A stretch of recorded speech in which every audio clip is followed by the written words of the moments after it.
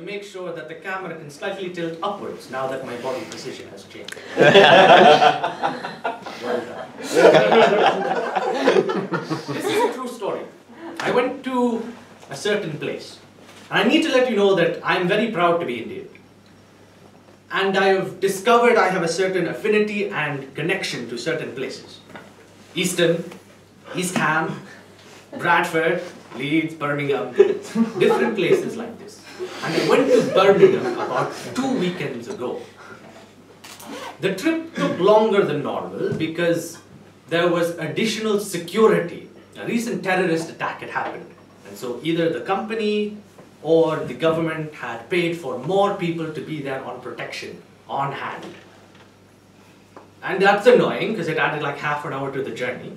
But their reason is to, protect people from the stem of Islam. Now, I hate Muslims as much as any other Indian. But I felt this was quite misguided because what happens as soon as you leave the train station, you see a whole line of taxi drivers. Who do you think drives them?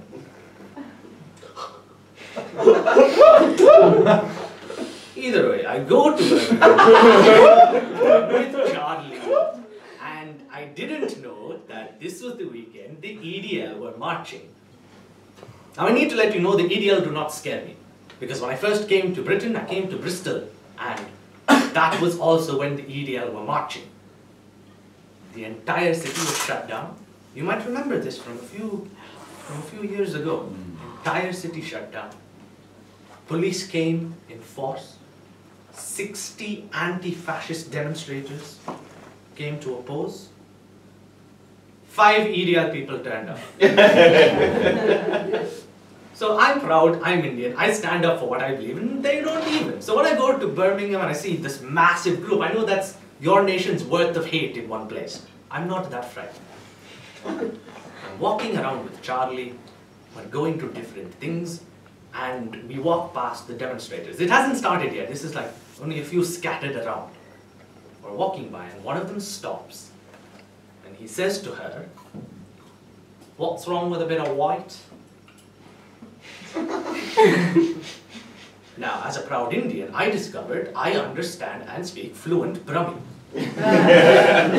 So I knew what he said, and it didn't bother me. What's wrong with a bit of white? The EDL aren't really white. They're more red. I don't mean like they're full of anger and hate. I mean they look like alcoholics. Their skin is blotchy and patchy. They would make a fantastic St. George's Cross. And then behind them are all of their wagamamas. They all have fake tans, so none of them are really white. I understand. I don't really care. I'm ready to move. But Charlie has to stop and say, "I'm sorry, I didn't understand what you said." And in that moment, I realized that there is nothing more powerful in this world than white middle-class curiosity. It is what makes you go play with animals, squeeze water out of elephant dung, go skydiving. Why, you in a horror movie are also the first people to go, "No, let's go explore." Charlie had to know. And so there was this strange moment where me and the EDL supporter had to work together. As if I needed to say, what he's trying to say is that you're white, I'm not white, you're definitely, somehow priority better than me. So why would you choose to be with me better than someone, who's actually white? Is that right, Steve? Yeah, mate, that's right.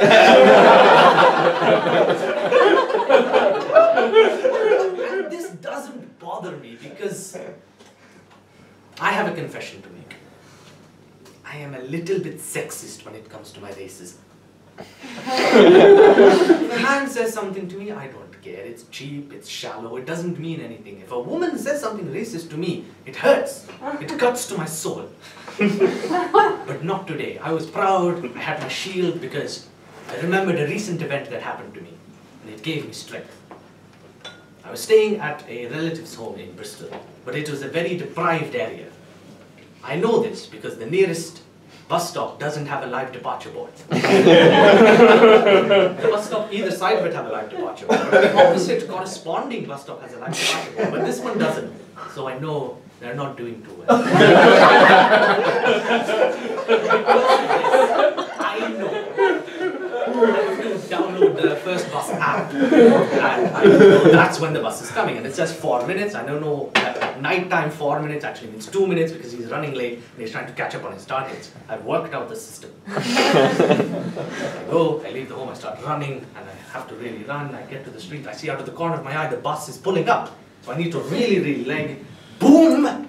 Cross. I turn the corner, but as I do, there's a man standing there. Tracksuit, full gym kit in hand. He turns, he sees me, and he does this.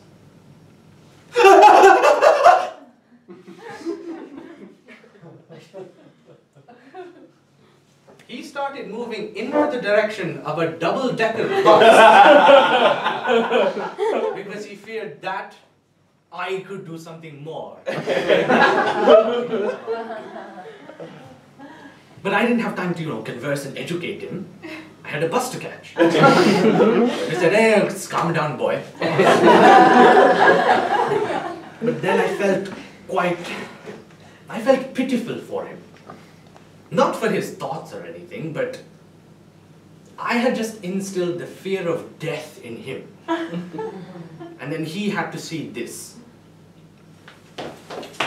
Because I had forgotten my belt that day. I need up to get to the bus. I get there, I get on. I cannot control myself, hysterically laughing. I get onto the bus, sit down, hysterically laughing. I look out the window, he's caught up. He is also laughing. We catch a glimpse, everything is fine.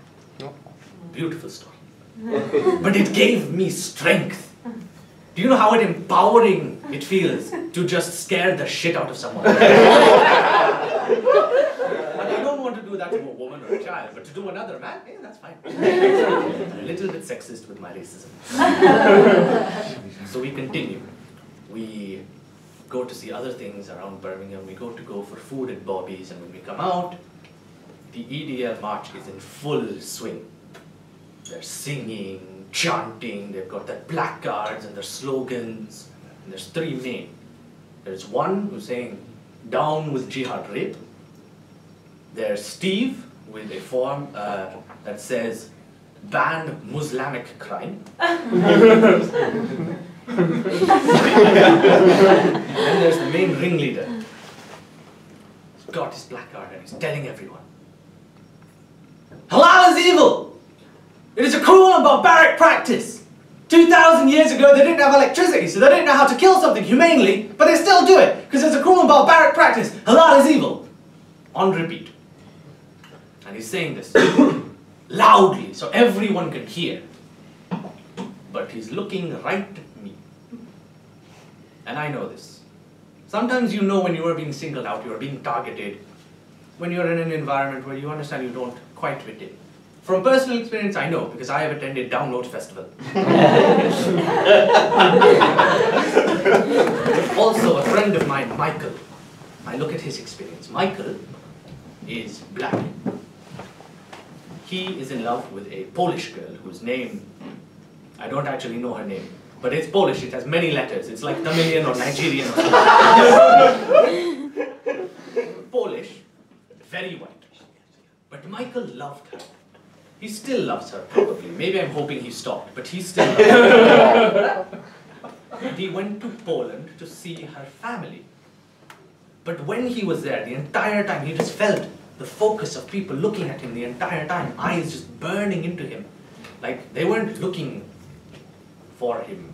They were looking at him, searching, finding, as if they had spent hours trying to get a hold of him.